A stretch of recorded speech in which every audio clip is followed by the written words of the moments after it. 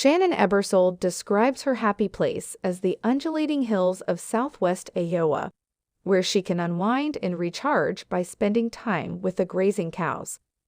"All I have to do is sit here with my cows and take a deep breath. Everything will return to normal."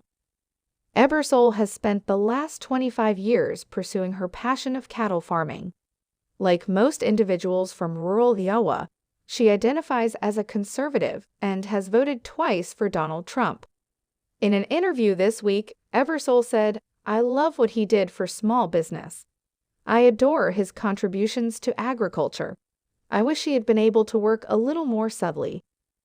The loud part is why Ebersole feels Iowa can start the process of moving away from the Republican Party when it hosts the first ever presidential caucuses next month. Because, in Ebersole's words, he wasn't as respectful as I think our president should be. Because he failed to unite us, due to the polarization, due to my liberal friends who were genuinely afraid for their lives. There are two reasons why the final section is significant. It first displays the libertarian conservatism of Ebersole. She declared, "I want everyone to be free to do what they want to do without worrying about how it will affect someone else. It shouldn't have to be the way that anyone lives." I have a lot of liberal friends who were scared and divided by some policies that were implemented or by inflammatory remarks made in the past. But I also shouldn't be scared because I want to own my own guns, she continued.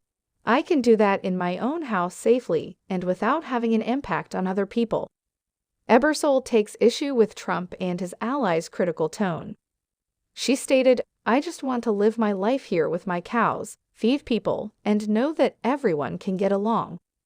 What really worries me right now is the division that exists in our country." In support of a new initiative to follow the 2024 election through the voices and experiences of voters, CNN traveled back to Iowa to find out how voters are feeling just 1 month before the first ballots are cast. Here, Trump has strong support, particularly in outlying counties like Ringgold, where the Ebersole family owns and rents property for their cows to graze. However, the shifts over the last 5 months indicate that Republican women will drive any surprise in Iowa. Regarding the caucus vote on January 15, Ebersole stated, "I think I would lean towards Nikki Haley. I believe she maintained her cool in the face of people yelling and screaming in front of her and calling her names. She seems to have a manner and life experience more in line with real Americans, in my opinion." Priscilla Forsyth has grown weary of Trump's antics as well. She was among the first to support Trump in 2016, contributing to the rebellious newcomer's successful caucus performance in Sioux City. However, she made the decision to move on after Trump rejected the results of the 2020 election. As part of our study, Forsyth and I made our first visit in August. Even though she was still in the early stages of her quest, Vivek Ramaswamy, the GOP insurgent this year, impressed her. Forsyth remarked at the time, "A lot of us walked out of seeing him thinking, that's probably the most intelligent person I've ever heard. I have a strong sense that he is intelligent.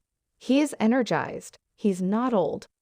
Forsyth is currently urging people to back Haley, the U.S. ambassador to the UN and a former governor of South Carolina. According to Forsyth, the debates usually don't make a big difference.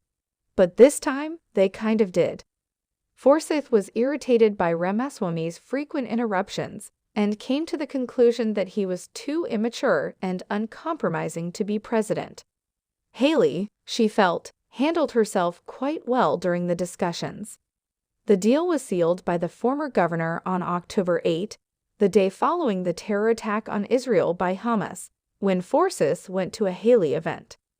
Forsyth described her as extremely strong but compassionate at the same time. It was exactly what a leader should say.